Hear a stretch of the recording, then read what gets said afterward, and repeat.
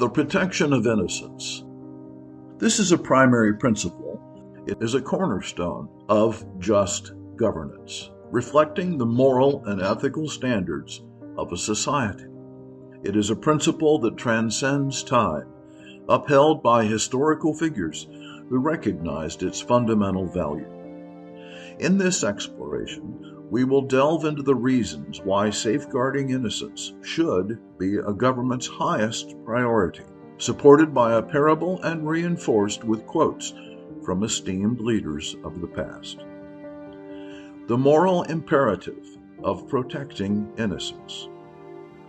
The concept of innocence pertains not only to the absence of guilt, but also to the presence of purity, naivete, and lack of exposure to the harsh realities of the world. It is a state that is cherished and considered worthy of protection. Governments, as the stewards of societal values, have an obligation to shield the innocent from harm and injustice. As the second President of the United States, John Adams, profoundly stated, "It is more important that innocence be protected than it is that guilt be punished. For guilt and crimes are so frequent in this world that they cannot all be punished." The parable of the two villages. Once there were two neighboring villages. One village, named Harmonia, prioritized the protection of its innocent. The leaders implemented policies that ensured the safety and well-being of children, the vulnerable, and those unable to defend themselves.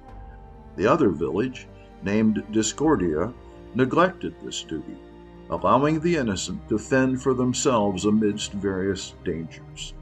Over time, Harmonia flourished.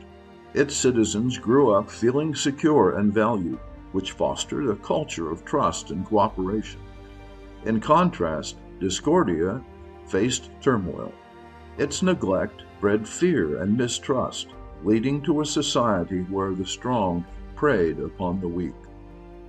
This parable illustrates the long-term impact of a government's commitment, or lack thereof, to the protection of innocence. It is a vivid reminder that the seeds sown by today's policies will bear the fruits of tomorrow's society. Historical support for the protection of innocence. Throughout history, leaders have echoed the sentiment of safeguarding the innocent. Frederick Douglass, a former slave and a prominent American social reformer, emphasized the importance of innocence when he said, "It is easier to build strong children than to repair broken men."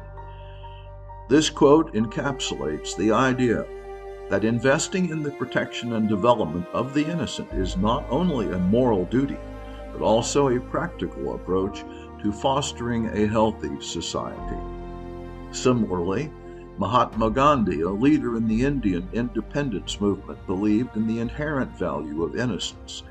He professed, "The true measure of any society can be found in how it treats its most vulnerable members."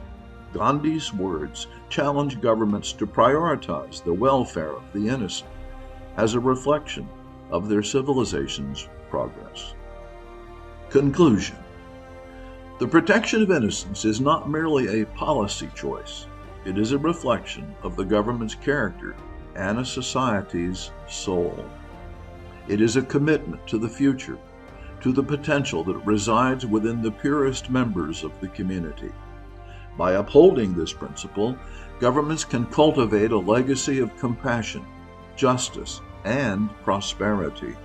As we consider the words of historical figures and the lessons of the parable, it becomes clear that the protection of innocence is indeed a government's highest priority. It is a timeless truth that, when honored, can lead to the betterment of all. This presentation serves as a reminder of the profound responsibility that rests upon the shoulders of those in power. By protecting the innocent, governments not only preserve the sanctity of life, but also lay the foundation for a society that values justice, nurtures trust, and embraces the potential of its people. We hope this short presentation has convinced you to agree that the protection of innocence is indeed a government's highest priority, and that the publication of this primary principle is worthy of your participating effort. Thank you.